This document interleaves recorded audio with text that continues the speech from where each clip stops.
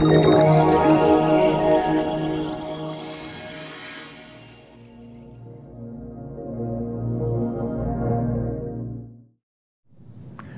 I'm Jonathan Simpson-Dent. We're facing a critical moment in the history of the Edinburgh Worldwide Investment Trust. On the 14th of February, shareholders face a decision that will determine the future of their investment, a future that I believe holds extraordinary potential, a future that is being threatened by the proposals of Saba Capital. Today I have two messages. Firstly, your vote matters. Saba is targeting Edinburgh Worldwide because they've spotted that only a small number of our shareholders usually vote. They want to prey on that dynamic to seize control and extract value for themselves. The good news is that you can prevent that from happening by voting. Information on how to do that is on the screen. Secondly, for more than 2 decades, the Trust has provided unique access to some of the world's most innovative companies, both public and private. Despite some difficult years, we're turning a corner and the prospects are more exciting than ever. To help expand on that, I'm joined by the managers, Brodie and Svetlana Viteva. Douglas, what have you learned from a couple of difficult years for growth investing? Yes, as you say, a challenging few years for EWIT. The spike in inflation, the rise in interest rates, that created a difficult environment for growth investing, for smaller company investing, particularly for companies earlier in their life cycle. And we compounded that with some stock-specific errors. We share the frustration of shareholders. We are shareholders ourselves. That's been a difficult period.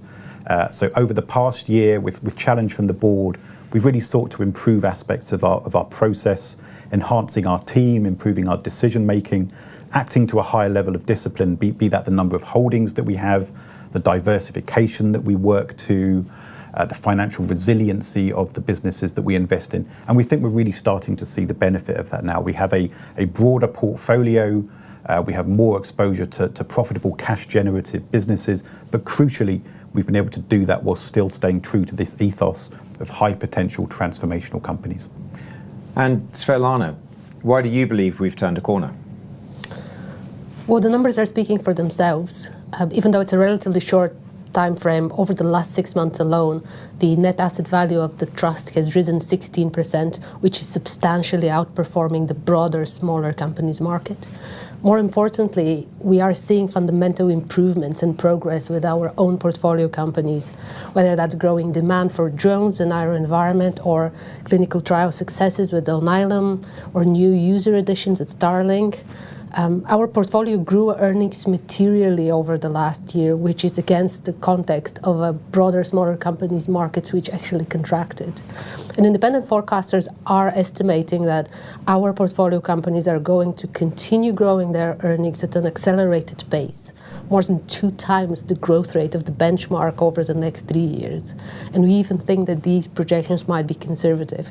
So when you combine this with a portfolio which is currently sitting at valuations which are well below the historic averages, we see there's a lot of potential for upside there. And from a shareholder's perspective, this would be an absolutely disastrous time for Saba to enforce a different and unknown strategy, just as the fund is turning the corner. And Douglas, for all of us shareholders, why should we get excited for the future? Look, we're interested in deep transformational change and really technology empowering that. And we think the portfolio is cram-packed full of businesses that offer that. So take quantum computing. We have a holding in PsiQuantum, a business that we think is really at the forefront of making quantum computing scalable and commercially relevant. And if people really unlock that, the potential to go well beyond modeling that can be done by artificial intelligence. So real insight in terms of, say, battery chemistry, climate modeling, drug development, etc. We have the long-standing position in SpaceX, a business where we've made multiple times our original investment, and really one where we just think it's getting going in terms of its ability to transform communications, applications in defense, etc. Huge relevance there. You can flip over to the healthcare companies where we're seeing all the scientific advancement really begin to resonate with deep commercial progress. Alnylam is a great example for that. Pinpoint precision interfering with individual genes, influencing their disease relevance, and doing that in a way that really alters the odds of clinical success. So yeah, we think EWIT makes for a very unique portfolio. It gives people exposure to these game-changing technologies with real sort of future-shaping capabilities across both the private sphere and the public sphere, and it does that in a very cost-competitive package. So yeah, I think for shareholders in EWIT, they currently own and participate in that future through the holdings that they have. So I would urge them to vote against Saba's proposals that are really seeking to deny them that opportunity. Thank you, Douglas. Thank you, Svetlana. So over to you, our fellow shareholders. Edinburgh Worldwide isn't just another investment trust. It represents your stake in pioneering companies that you might otherwise miss out on. You choose Edinburgh Worldwide because you want a window into the future and its potential to reward long-term investors.